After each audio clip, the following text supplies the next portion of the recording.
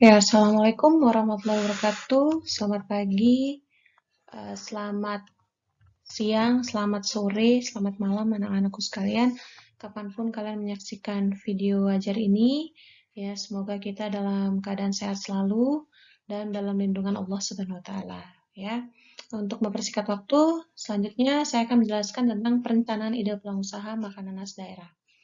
Begitu banyak makanan khas daerah selera Nusantara kita ya.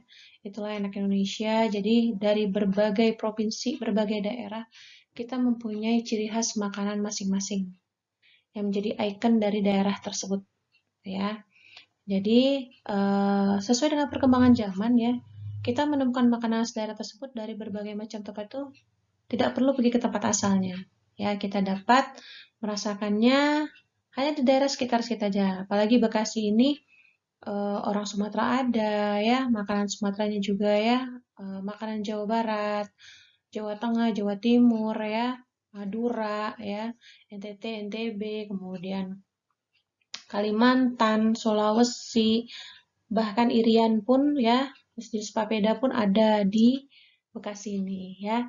Sebagai contoh saya ambil di sini adalah tekwan ya, pempek dan tekwan ada makanan khas Palembang. Ini juga termasuk wisata kuliner, usaha kuliner yang menjanjikan ya. Kemudian next yaitu menciptakan peluang ide usaha ya untuk makanan khas daerah. Apa yang perlu kita pikirkan? Pertama adalah ide peluang usaha. Ya, kita mau buka usaha apa, resikonya, keberhasilan kegagalannya, pemetaan peluang usahanya. Nah, salah satu contohnya adalah kita menganalisis misalnya makanan khas daerah dari Bakwan Malang ya. Jadi menciptakan peluang usaha itu dilakukan dengan analisis SWOT ya. Salah satu contoh di sini ambil adalah Bakwan Malang. Nah, kenapa saya contohkan Bakwan Malang ya? Karena ini makanan yang apabila dilihat ya, ini makanan yang enak ya, disukai dan punya rasa ciri khas tersendiri. Ya, itu kekuatannya. Harga jual itu bersaing. Ya, kemudian bakwan Malang ini juga uh, tanpa bahan pengawet ya, karena uh, dia itu yang membuat makanan itu sehat gitu, dan orang memilih makanan bakwan Malang ini ya, itu sumber dari analisis kekuatan bakwan khas Malang ya. Kemudian bagaimana cara mempertahankan kualitas rasa ya, jangan sampai berubah. Kadang-kadang gini, ada bahan yang memang ada kenaikan. Nah, itu merubah rasa, kamu mengurangi sesuatu. Nah, itu juga akan mengurangi pelanggan kamu. Ya. Menonjolkan keunggulan bahwa bakwan Malang ini tidak memakai bahan pengawet. Seperti itu ya, seperti saya bilang kata tadi. Analisis kelemahan dari bakwan Malang. Karena tidak pakai bahan pengawet, maka itu dia nggak tahan lama. Seperti itu ya, beda dengan makanan yang lain gitu ya. Kemudian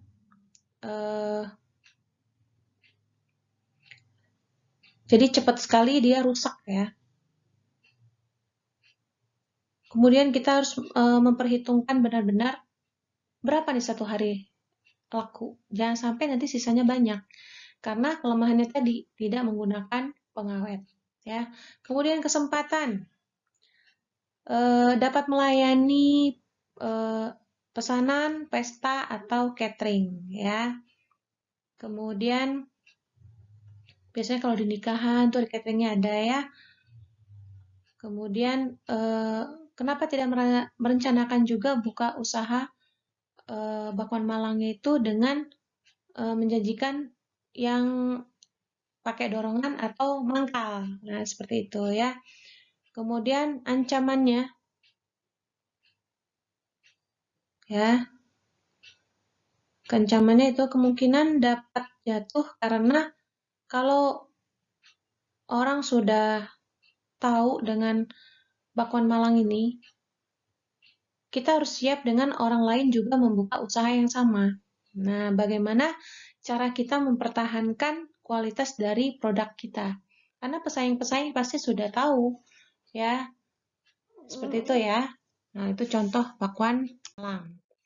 Langkah-langkah wirausaha seperti saya bilang tadi, setelah analisis SWOT ya, rencana bisnisnya seperti apa, strategi pemasaran digunakan, nah petakan sumber daya keuangannya. Kemudian struktur bisnis, urus izin usaha ya apabila kamu usahanya sudah catering, sudah terima pesan antar ya itu sudah mulai untuk mengurus izin usaha. Walaupun kamu buka di sekelas warung ya, tapi tetap ada izin RT dan RW seperti itu ya. Dan daftarkan usaha kamu pada instansi yang terkait yang tepat. Tentukan usaha barang jasa yang diminati konsumen. Tadi misalnya Bakwan Malang. Kenapa diminati oleh konsumen? Nah, buatlah jaringan kerja dengan produsen lain. Sehingga suatu saat kalau kamu membutuhkan bahan baku, itu mudah ya. Carilah pasar yang tepat. Seperti itu ya. Next, mulai bisnis produk makanan khas daerah dapat memberikan keuntungan cukup besar. Oh ya, keuntungan ini bisa sampai mencapai 99%.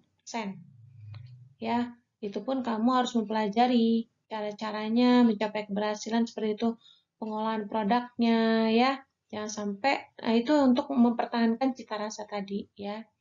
Memilih jenis usaha, nama usaha kamu, lokasi usahanya, izin usaha, sumber daya manusianya yang benar-benar memiliki skill ya. Kemudian melakukan suplai pasar. Ya, ini penting untuk melebarkan sayap usaha kita. Ya, memperhatikan aspek produksi dan juga aspek keuangan. Nah, ini contoh usaha lagi ya. Saya contohkan itu makanan khas daerah, makanan atau kue tradisional Indonesia. Ya, ini makanan ini dari tepung beras. Dia hanya memerlukan 2-3 bahan saja ya, sangat mudah pembuatannya dan biasanya isinya gula merah. Nah, sekarang itu ada yang isinya coklat, keju ya. Nah, seperti itu perlu kalian ketahui. Kemudian mie Aceh. Mie Aceh ini termasuk salah satu hidangan mie ya yang berkuah kari berempah, jadi sangat khas ya. Nah, ini mie Aceh ini juga mirip dengan mie samyangnya Korea ya, dimana ditambah seafood juga ya, memberikan cita rasa tersendiri. Makan kalau di Acehnya sendiri itu ada seafoodnya itu adalah daging kepiting, dimasak dengan kepiting ya seperti itu. Nah, ini ada soal ya untuk kalian kerjakan. Ya, analisalah gambar berikut di bawah ini ya, di bawah ini sesuai dengan langkah-langkah yang tadi kita bahas. Ya, kemudian ini ada satu itu onde-onde mangga ya.